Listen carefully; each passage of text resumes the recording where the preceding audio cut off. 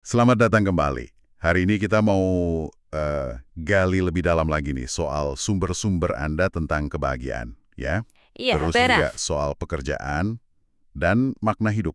Iya, betul. Yang ini sebagian besar kita ambil dari tulisannya Arthur C. Brooks di The Atlantic yang udah dikumpulin jadi buku The Happiness Files.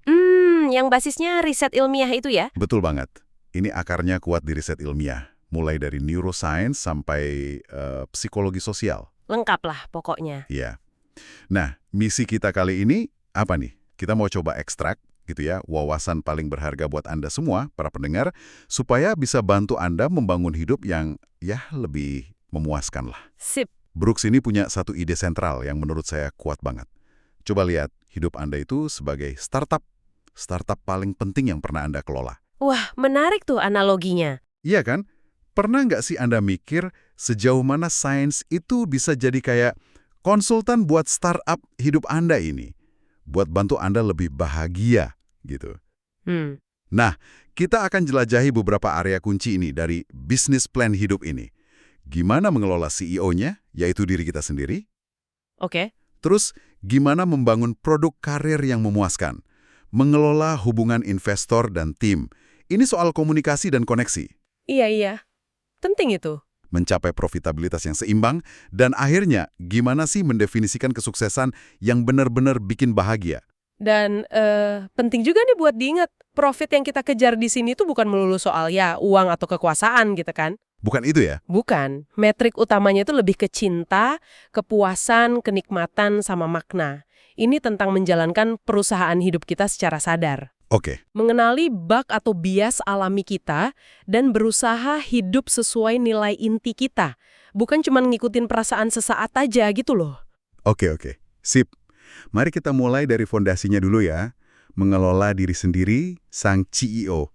Ide bahwa hidup itu startup itu kedengarannya keren sih. Tapi, dalam praktek sehari-hari gimana tuh? Iya, Apa berarti kita harus selalu hustle gitu? Kayak pendiri startup teknologi? enggak persis gitu juga sih. Menjadi CEO hidup kita itu artinya kita ngambil kendali secara proaktif. Proaktif ya? Iya, berani ngambil risiko yang udah diperhitungkan buat dapetin imbalan besar. Tapi ya itu tadi, imbalannya bukan cuma valuasi miliaran kan? Mm-mm. Imbalan terbesarnya itu ya kebahagiaan holistik. Cinta yang kuat, kepuasan mendalam dari apa yang kita lakuin, sama rasa makna. Ini lebih ke strategi jangka panjang, bukan sekedar hustle culture. Lebih ke gimana kita ngelola sumber daya kita. Yang paling penting, waktu, energi, perhatian kita. Menarik. Nah, dalam mengelola startup hidup ini, kan pasti ada gagalnya ya. Nggak mungkin mulus terus. Pasti. Brooks ngebahas nih, sukses dalam kegagalan. Ini relevan banget deh, kayaknya semua orang pernah gagal kan? Iyalah. Tapi seringnya tuh, kegagalan bikin kita jadi down banget. Gimana caranya biar bisa diubah jadi aset? Nah, kunci utamanya itu, hindari apa yang disebut psikolog itu rumination. Rumination, apa tuh? Itu loh kayak muter ulang kegagalan sama pikiran negatif di kepala terus-terusan kayak kaset rusak. Nggak berhenti-berhenti. Oke, overthinking gitu ya? Mirip, tapi ini fokusnya ke kejadian negatif yang udah lewat. Itu nggak produktif sama sekali, dan malah bisa bikin kita mikir yang nggak-enggak, membayangkan skenario terburuk, katastrofisasi namanya. Waduh. Nah, sebaliknya, startup yang bagus itu kan biasanya melakukan postmortem ya, buat belajar dari kesalahan. Betul, evaluasi. Brooks nyaranin hal yang mirip, bikin semacam CV kegagalan. CV kegagalan, unik juga. Iya, jadi kita catat bukan cuma gagalnya apa, tapi lebih spesifik lagi. Pelajaran apa sih yang kita dapat? Oke. Apa yang bakal kita lakuin beda lain kali? Bahkan, ada riset dari NIH yang nunjukin kalau penolakan di awal karir itu malah bisa jadi prediksi kinerja jangka panjang yang lebih baik. Mungkin karena jadi lebih tahan banting ya. Wah, bisa gitu ya? Iya, jadi fokusnya ke pembelajaran, bukan cuma meratapi nasib gitu. CV kegagalan. Oke, ide bagus tuh. Selain ngelola kegagalan, sumber daya paling krusial buat CEO manapun kan waktu ya? Banget. Brooks ngutip Toro soal biaya hidup sebuah benda itu adalah jumlah kehidupan yang kita tukarkan buat dapetin itu. Gimana kita bisa lebih bijak nih menginvestasikan waktu kita? Betul sekali, waktu itu modal yang nggak bisa diisi ulang kan. Kita tuh sering banget nukerin waktu tanpa sadar buat hal-hal yang nilainya rendah atau malah negatif buat kebahagiaan jangka panjang kita. Contohnya? Contoh paling jelas ya doom scrolling di medsos. Ah, iya tuh. Nukerin jam-jam berharga buat konten yang seringnya malah bikin cemas atau iri. Kita perlu sadar opportunity cost atau biaya peluangnya. Biaya peluang. Iya, setiap jam yang kita pakai buat A itu artinya nggak bisa dipakai buat B. Padahal mungkin B itu waktu berkualitas sama keluarga, belajar skill baru, atau ya sekedar istirahat aja. Bener juga ya. Saran praktis yang efektif itu namanya time blocking. Jadi kita secara sadar ngejadwalin blok waktu buat tugas penting, termasuk istirahat dan waktu luang. Anggap aja kayak rapat penting sama diri sendiri. Dijadwalin ya, kayak meeting. Persis. Dan matiin notifikasi yang nggak penting-penting amat, lindungi fokus Anda, itu kayak Anda ngelindungin aset terpenting perusahaan Anda. Wah, itu penting banget sih. Nah, ngomongin manajemen waktu dan energi, burnout ini jadi isu gede banget sekarang. Iya, banyak banget yang ngalamin. Banyak yang ngerasain. Tapi gimana kita bisa proaktif mencegahnya? Jangan nunggu udah kejadian baru panik. Pencegahan itu kuncinya ada di batasan, Mas. Burnout itu seringnya gara-gara kerjaan udah ngerembes ke semua aspek hidup kita. Apalagi di era kerja remote gini kan. Betul. Nggak ada batasnya kadang. Iya, ditambah beban kerja tinggi, kurang kontrol, dukungan minim. Solusi proaktifnya ya bangun pagar yang jelas antara kerjaan sama kehidupan pribadi. Pagar ya. Contoh ekstrimnya mungkin para biksu Benediktin yang dikutip Brooks tuh. Mereka punya aturan ketat soal jam kerja sama waktu ibadah atau istirahat. Oh, oke. Buat kita sih, ya bisa berarti tentuin jam kerja yang realistis terus patuhi. Jangan cek email kerjaan di luar itu. Ciptain ritual buat nutup hari kerja. Ritual penutup hari kerja. Iya, biar otak switch off gitu. Dan ya itu tadi, pertanyakan tiap undangan rapat. Ini beneran perlu nggak sih? Bisa nggak lewat email atau chat aja? Rapat nggak perlu itu pencuri waktu dan energi banget. Setuju banget soal rapat ini. Nah, soal batasan ini juga nyambung ke kemampuan bilang tidak. Kelihatannya simple ya, tapi kok susah banget praktiknya. Susah emang. Kenapa sih kita takut banget nolak? Terus gimana caranya biar lebih gampang? Kita tuh seringnya ngelebih-lebihin konsekuensi negatif kalau nolak. Mikirnya kejauhan gitu ya? Iya, takut ngecewain orang lain, takut dianggap nggak kooperatif, atau takut kehilangan kesempatan. Padahal orang yang ngehargain waktu kita biasanya ngerti kok. Brooks punya strategi menarik nih. Pertama, bikin klub tidak sama teman. Jadi bisa saling dukung buat berani nolak permintaan yang nggak sesuai prioritas atau kapasitas. Wah, klub tidak. Lucu juga. Kedua, ubah respon default Anda. Jangan otomatis bilang iya, terus baru nyari alasan buat nolak. Tapi jadikan tidak sebagai pilihan utama, kecuali ada alasan kuat buat bilang iya. Jadi defaultnya tidak? Iya, ini prinsip opt-in. Anda milih buat masuk, bukan otomatis masuk.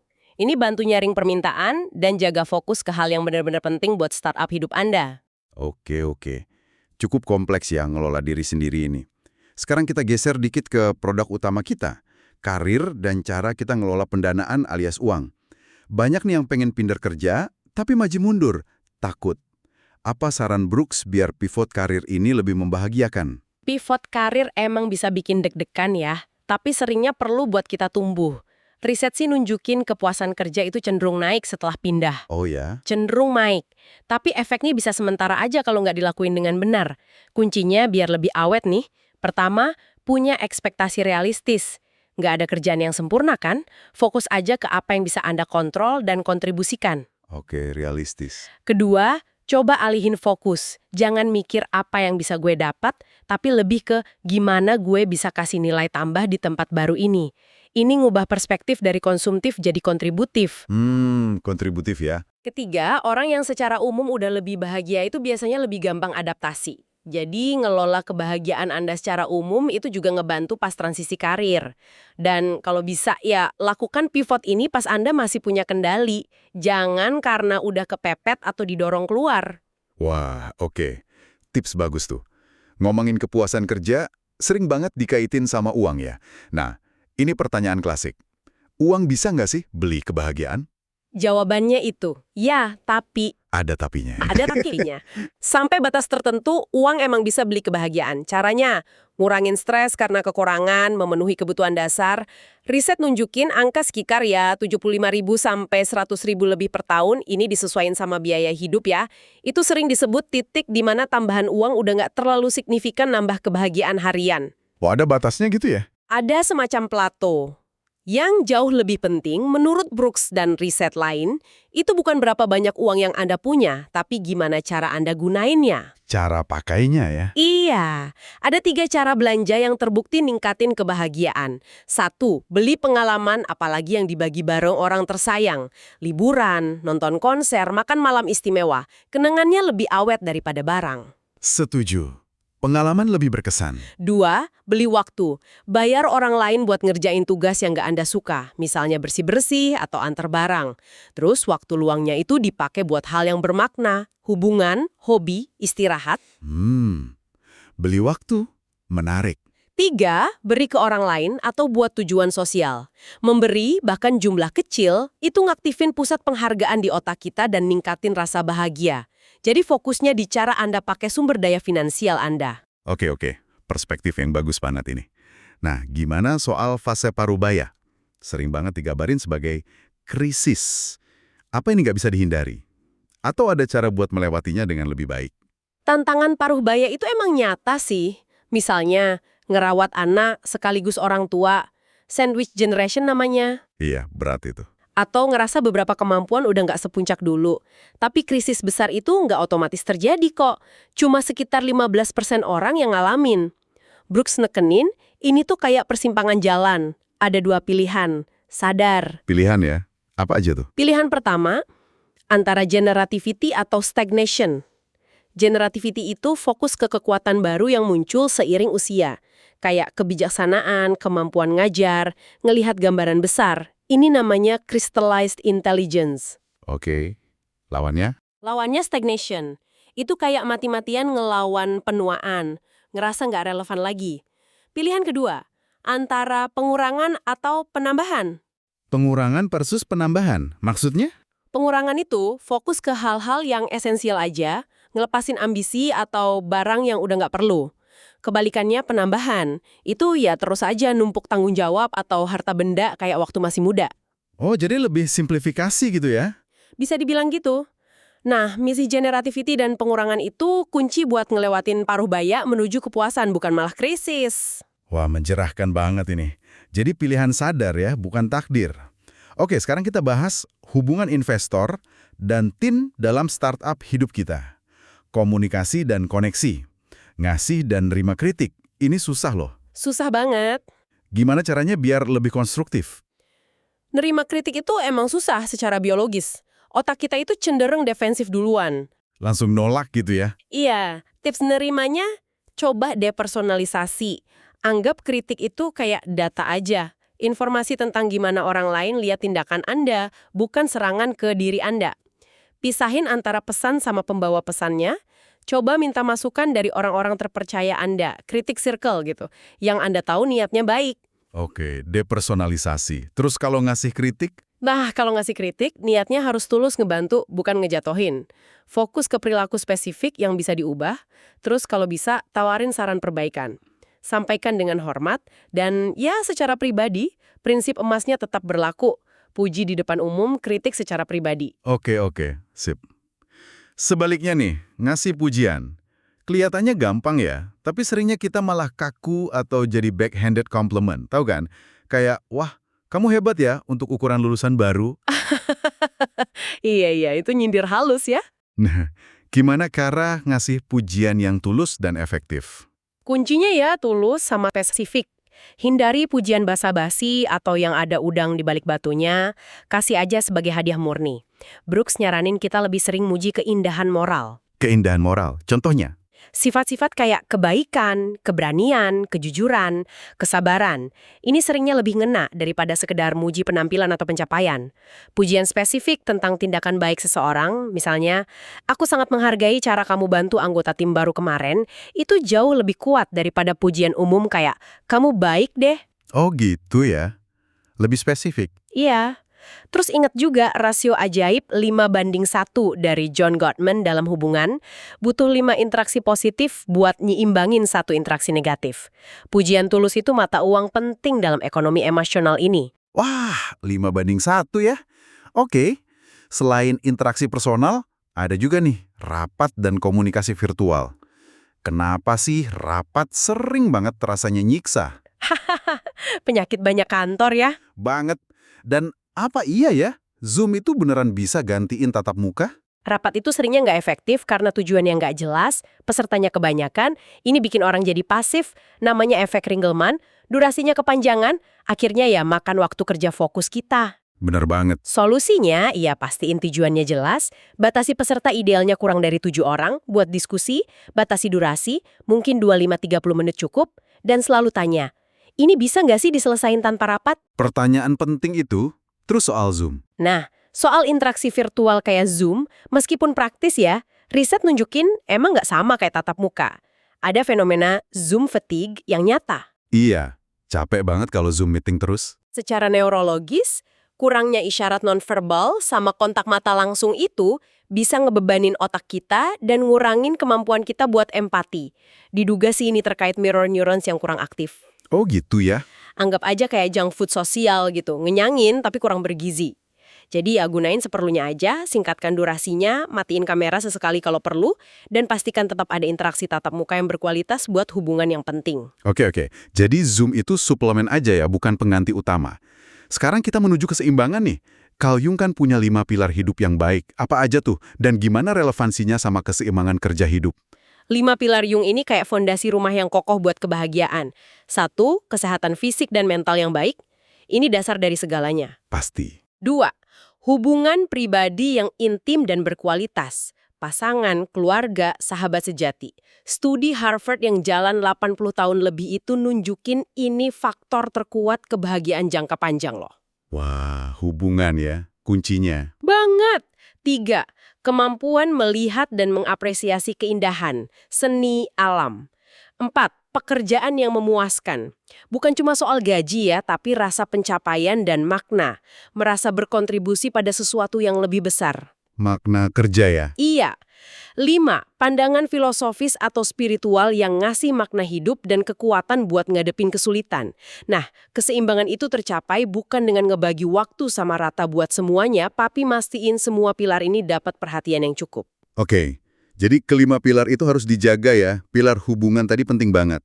Banyak orang tua tuh cemas soal pengaruh mereka ke anak. Seberapa besar sih sebenarnya peran pengasuhan dibanding faktor lain kayak genetik atau temen? Nah, ini menarik. Riset genetika perilaku itu nunjukin bahwa buat beberapa ciri kepribadian dasar kayak ekstroversi misalnya, genetika sama lingkungan unik si anak, teman sebaya, pengalaman pribadinya, itu punya pengaruh lebih besar dari gaya pengasuhan spesifik orang tuanya. Oh, jadi nggak sebesar yang kita kira ya? Untuk beberapa ciri dasar iya, tapi ini bukan berarti orang tua nggak penting loh ya. Pengasuhan itu sangat berpengaruh pada aspek krusial kayak conscientiousness, tanggung jawab, ketekunan, sama agreeableness, keramahan, empati. Oke, jadi tetap penting di area lain. Tapi fokus ke hal yang paling berdampak, jadi teladan nilai-nilai baik, anak kan lebih niru tindakan daripada kata-kata, sama berikan cinta dan dukungan tanpa syarat.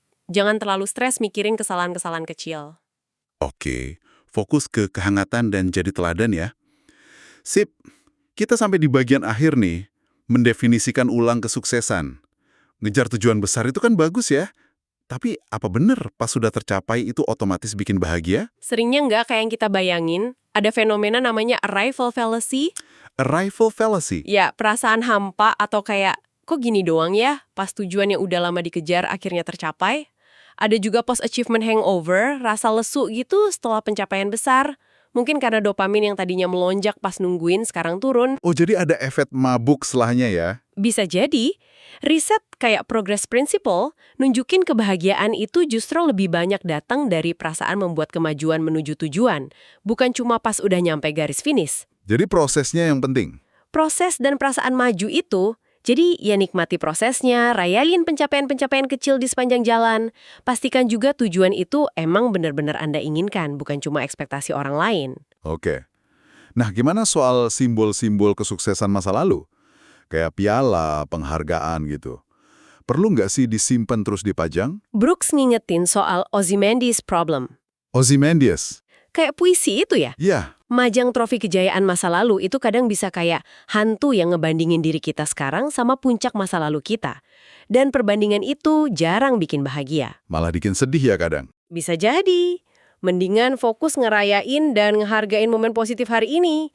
Kalau mau nyimpan kenangan, mungkin lebih baik pilih yang representasiin cinta dan hubungan yang masih hidup. Foto keluarga, kenangan sama temen, bukan sekedar puncak karir yang udah lewat. Kalau lihat piala lama, malah bikin Anda ngerasa kurang. Ya mending disimpan aja di kotak. Oke, masuk akal. Brooks juga bilang katanya ngadepin sedikit bahaya itu bisa bikin bahagia. Dia nyontohin Hemingway lari dari banteng. Kok ekstrem banget ya kedengerannya? Hahaha, maksudnya bukan nyari mati ya, tapi ngadepin tantangan yang sedikit di luar zona nyaman kita. Yang bikin takut, tapi risikonya masih terukur. Itu bisa bangun keberanian dan bikin kita ngerasa lebih hidup. Contohnya di mana tuh yang nggak ekstrem? Bisa tantangan fisik ya, kayak panjat tebing pakai pengaman. Tapi lebih seringnya tantangan emosional atau sosial. Berani ngomong di depan umum, mulai percakapan yang sulit, pindah ke kota baru, nyatain perasaan. Oh, tantangan sehari-hari gitu ya? Iya, kuncinya itu berani. Ngakuin takut tapi tetap bertindak. Bukan nekat ya, nekat itu nggak bawain bahaya nyata. Kebahagiaan biasanya datang setelah kita berhasil ngelewatin tantangan itu. Ada rasa pencapaian, penguatan diri. Jadi coba temuin banteng kecil Anda, bikin rencana terus hadapi. Oke. Cari banteng kecil kita masing-masing ya. Ada juga anggapan nih, katanya orang pinter tuh cenderung nggak bahagia. Bener nggak sih? Riset sih nggak nemuin korelasi kuat antara IQ tinggi sama kepuasan hidup. Kecerdasan itu bisa jadi kayak pedang bermata dua. Gimana tuh maksudnya? Bisa dipakai buat nganalisis masalah secara berlebihan, jadi kejebak perbandingan sosial yang rumit atau malah buat ngerendahin orang lain. Sarkasme misalnya, itu ironisnya malah berkorelasi sama depresi si penggunanya loh. Wah, serem juga ya sarkasme. Solusi dari Brooks, gunain kecerdasan buat ngebantu orang lain, berbagi ide, nyari solusi bareng, jangan buat nyerang. Dan yang lebih penting dari sekedar cerdas itu bijaksana. Bijaksana ya? Iya, kemampuan buat nerapin pengetahuan dan kecerdasan buat kebaikan diri sendiri dan orang lain. Kebijaksanaan itu lebih dekat ke kebahagiaan daripada sekedar IQ tinggi. Menarik. Terakhir nih, soal ambisi ngejar puncak karir. Posisi pemimpin tertinggi jadi CEO misalnya, apa selalu sepadan kalau dilihat dari sisi kebahagiaan? Belum tentu loh. Ada studi di Jerman nemuin kalau kepuasan hidup partisipan itu justru turun setelah dapat promosi ke posisi pemimpin. Dan baru pulih lagi setelah sekitar 2 tahun. Kok bisa turun? Tingkat kemarahan juga cenderung naik. Kenapa? Ya tekanannya lebih gede, potensi kesepian di puncak itu nyata, tanggung jawab lebih berat. Jadi ada biaya kebahagiaannya ya? Betul. Ini bukan berarti jangan berambisi ya, tapi sadari biayanya. Pertimbangin baik-baik, apalagi kalau Anda tahu Anda itu tipe yang gampang kesepian atau susah ngelola stres. Kalau Anda milih jalur itu, ya kelola ekspektasi Anda dan siapin strategi buat jaga kesejahteraan mental Anda. Oke. Jadi kalau bisa kita rangkum nih ya, pesan utamanya tuh. Kalau mau sukses sejati, investasikan dulu ke kebahagiaan Anda. Bukan ngejar sukses material dulu, baru berharap bahagia nanti. Tepat sekali.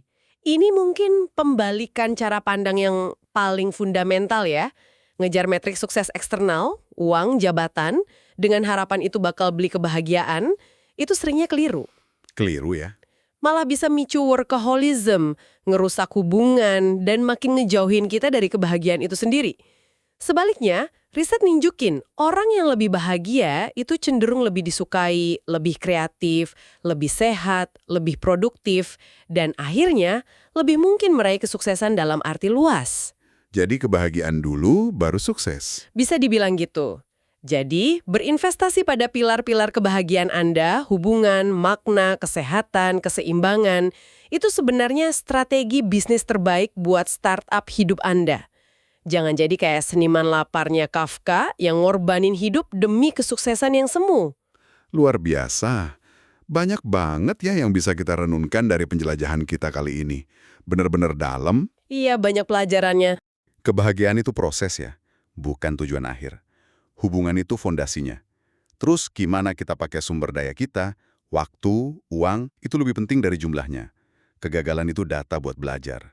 Dan bilang tidak, itu ternyata strategi penting.